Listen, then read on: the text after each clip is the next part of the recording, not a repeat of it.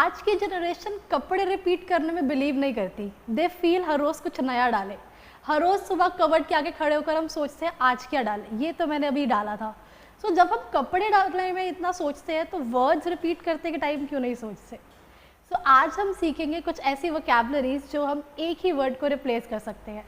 Today we will learn some alternative words of word writing. जहाँ पर भी हमें वर्ड यूज़ करना होता है राइट, इसकी जगह पर हम और क्या ऑल्टरनेटिव वर्ड्स यूज़ कर सकते हैं। Let's learn that in today's video. Hello everyone, I am your trainer Deepika and we are going to study some alternative words of the word write. The very first one is compose. Compose हम दो जगह पर use कर सकते हैं। आप लोगों ने कंपोज़र तो सुना होगा। कंपोज़र्स कौन होते हैं? सिंगर जो सॉन्ग को लिखते हैं। So the one who writes song is composer and the process of writing song is called composing. So जहाँ हमें बोलना है writing song, वहाँ हम बोल सकते हैं composing song. So I can say here he has composed a lot of songs for our music industry.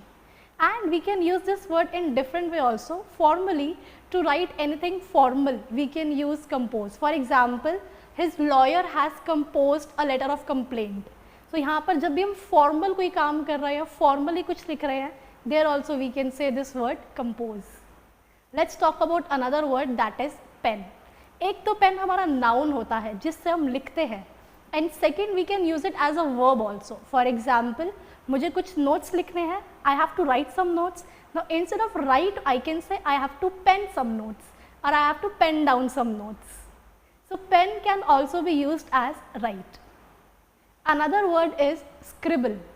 Scribble means to draw or write something carelessly.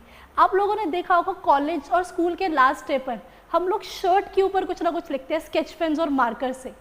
That is scribbling, or we can also say it's scribble day, जहाँ पर हम किसी की shirt पर कुछ भी लिख रहे हैं. So I can say I scribble down something on the paper quickly. मैंने कुछ पेपर पर फटाफट से लिखा. So scribble can also be used as write. Let's talk about another word that is author. Author means जो books लिखते हैं. तो book लिखने के लिए हम यहाँ पर write की जगह बोल सकते हैं author. For example, she has authored a book on wildlife. यहाँ पर ऑथर का मतलब भी लिखना ही है. सो जहाँ भी हम बुक लिखना है या आर्टिकल्स लिखने हैं तो ऑथर के लिए काम यहाँ पर होगा ऑथर राइटिंग के लिए. Another word is jot down. Jot down simply means to quickly write something. कुछ भी फटाफट से लिखना एकदम से. For example, I always carry my notebook so that I can jot down my ideas. मैं अपने साथ एक नोटबुक कैरी करती हूँ ताकि जब भी मुझे आइडिया आए मैं फटाफट उसको लिख सकूँ. So jot down simply means to write something quickly on a paper और समवेयर. Next is draft.